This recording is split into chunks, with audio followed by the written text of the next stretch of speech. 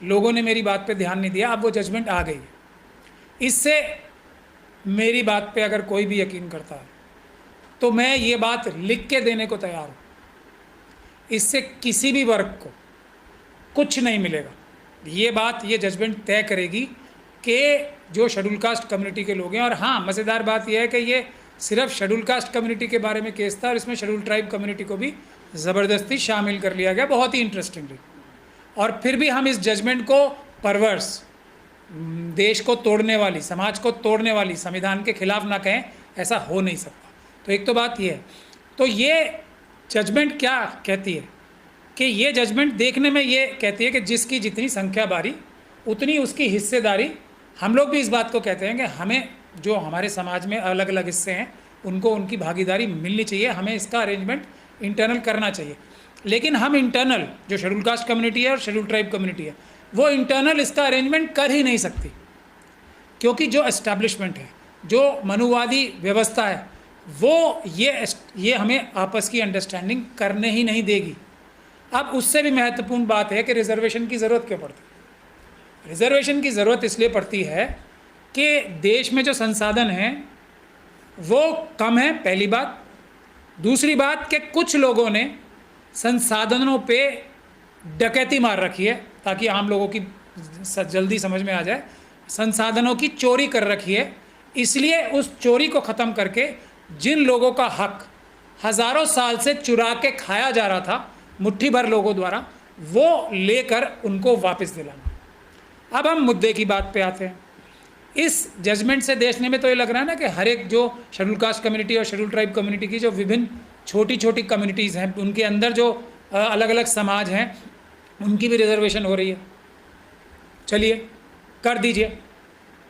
अब रिजर्वेशन किस लिए होती है कि जो लोग अधिकार प्राप्त नहीं हैं, जो लोग वंचित हैं, शोषित हैं, उनको उनका अधिकार मिले। रिजर्वेशन का कॉन्सेप्ट यही था ना। तो क्या देश की आज़ादी के बाद से आज तक कितने साल हो गए रिजर्वेशन को शुरू हुए? आज तक किसी भी एक समाज को, शेड्यूल कास्ट के जो सब क्लास भी है उसकी, आज तक रिजर्वेशन का फ़ायदा मिला? एक समाज को मुझे बता दीजिए, एक समाज को। क्या एक समाज का के ऊपर भी लगाया जा रहा है? क्या ये समाज अपनी संख्या से ज़्यादा, क्योंकि इन समाजों की संख्या जो है वो 17% नहीं है शेड्यूल कास्ट में, इस समाज की संख्या, और शेड्यूल ट्राइब में उस समाज की संख्या कोई 8% नहीं है। रिजर्वेशन कितनी जा रही है? देखिए बहुत चालाकी से 15%, जो कि शेड्यूल कास्ट की पॉपुलेशन से कम है। ट्राइबल्स को कितनी रिजर्वेशन दी जा रही है? 7.5%, जो कि उनकी पॉपुलेशन से कम है। एक तो वहीं चोरी।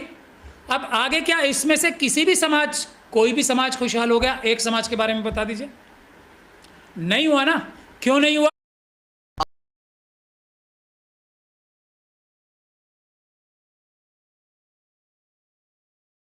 समाज खुशहाल हो गया, एक समाज के बारे में बता दीजिए। नहीं हुआ ना। क्यों नहीं हुआ? क्योंकि रिजर्वेशन का जो अधिकार है वो उस समाज को भी नहीं मिला, हालांकि उसकी संख्या 17 या 15% से बहुत कम है। तो वो समाज तो ऐसा हो जाना चाहिए था कि भाई कोई जो हमारे, जो अपने आप को जनरल कैटेगरी के कहते हैं या जनरल कैटेगरी के हैं, उनसे भी ज़्यादा ताकतवर हो जाना चाहिए था। उनको तो सारी सुविधाएं एक्स्ट्रा मिल गई, डबल मिल गई, ट्रिपल मिल गई। ऐसा तो नहीं हुआ। क्यों नहीं हुआ? ये है असली चोरी और बेईमानी। एक भी साल और आज तक एक भी बार कभी भी 15% किसी भी जगह पे कभी सीटें भरी हैं? नहीं भरी। 7%, 50% भी कभी नहीं भरी हैं। तो ये जो 7.5%, 15% में से या 8% खाली रहता है, इस खाली रहने वालों में से क्या जो बाकी समाज हैं उनको कभी कोई हिस्सा मिला? क्या जिस समाज के ऊपर इल्ज़ाम लगाए जा रहे हैं कि ये दूसरों का हक मारी कर रहे हैं, खा गए हैं, वो समाज इस 8% को जो कि खाली पड़ा हुआ है हमेशा से, उसको उन लोगों ने खा लिया या किसी और ने खा लिया? अब मैं आता हूँ कि ये हमारे बचे हुए हिस्से, शेड्यूल ट्राइब में से भी 50% से ज़्यादा हर साल, हर बार, हर जगह 50% से ज़्यादा सीटें तो कौन खा रहा है? वो खा रहा है not found suitable. Not found suitable, हर जगह नॉट फाउंड सूटेबल होता है उस व्यक्ति के लिए या उस कैंडिडेट के लिए जो सबसे ज़्यादा सूटेबल होता है। जो उसका इंटरव्यू ले रहे होते हैं, ये जो एग्ज़ाम ले रहे होते हैं, वो they are never found suitable to take the exam, यानी कि एग्ज़ाम लेने के लिए भी कभी वो उचित नहीं है और एग्ज़ाम देने के लिए भी कभी वो उचित नहीं है, क्योंकि वो कभी भी कॉम्पिटेंट शेड्यूल कास्ट और शेड्यूल ट्राइब कम्युनिटी से, ओबीसी कम्युनिटी से हो ही नहीं सकते। ये मेरा दावा है, इसको मैं साइंटिफिकली भी बहुत बार प्रूव कर चुका हूँ। अब एक तो बात हो गई एनएफएस करके और आपको भगा दिया गया और आपकी 50% से ज़्यादा सीटें खा ली गई, चुरा ली गई, उस पर तो आंदोलन नहीं हुआ हमारा कोई भी। अब उसके बाद एक और कानून में प्रावधान है ना, जैसे ये यहाँ पे ये किताब रखी हुई है, आपके लिए है, ये हमारे जो जर्नलिस्ट साथी हैं, लेकिन ये आपके लिए है, इसे आप हाथ नहीं लगा सकते। इस तरह की से रिजर्वेशन मिल रही है, ये रखी है यहाँ पे, तो कागज़ों पे तो ये लिखा है कि जो 1 साल में भरी नहीं जाएंगी सीटें, वो अगले साल कैरी फॉरवर्ड होंगी। क्या ऐसा होता है? नहीं होता। तो क्या SC/ST एक्ट का मुकदमा लगता है किसी के ऊपर भी, ये तुमने सीटें चुरा के जनरल कैटेगरी में कहाँ कर दी? अब कानून के तरीके से और संविधान के तरीके से और जो एडमिनिस्ट्रेटिव तरीका है उसके हिसाब से तो ये सारा बैकलॉग, दूसरी बड़ी जो चोरी पकड़ने की जो हमारे पास जरिया है वो क्या है? बैकलॉग। ये आज जितना हमारा बैकलॉग है ना, ये आज़ादी के बाद से जितना भी है, बैकलॉग जो है वो ही जारी कर दें, बैकलॉग अपॉइंट कर दें बगैर किसी भी। आज अगर हम लोग सब आंदोलन करके ये करा लें कि जितना बैकलॉग है पहले वो भरा जाएगा सबसे पहले, उसके बाद किसी भी जनरल कैटेगरी वाले को एक भी नौकरी दी जाएगी, तो मैं ये समझता हूँ कि हमारे समाज के, शेड्यूल कास्ट समाज के हर एक परिवार के पास एक नौकरी होगी, पढ़ाई में अधिकार होगा, हर एक परिवार के पास, हर एक परिवार के पास, 3 बार रिपीट कर रहा हूँ मैं। और उसी प्रकार से हर एक ट्राइबल परिवार के पास एक नौकरी होगी, हर एक ट्राइबल परिवार के पास देश में, और पढ़ने के सब संसाधन होंगे, नौकरियों में भी और हायर एजुकेशन में भी, सबके पास, हर एक परिवार के पास एक एक सीट होगी। अब किसी के पास इसका काउंटर आर्गुमेंट है तो वो इसे काटे। तो लड़ाई और चोरी और बेईमानी कहाँ हो रही है?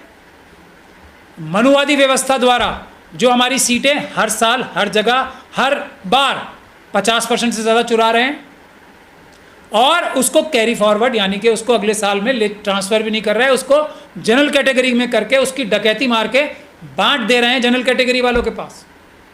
तो ये है बुनियादी बात कि बैकलॉग के लिए आंदोलन होना चाहिए, और उसके बाद मैं देखता हूँ कौन कौन बेरोज़गार रह जाएगा और किसके पास नौकरी नहीं रहेगी इन दोनों समाजों के में से।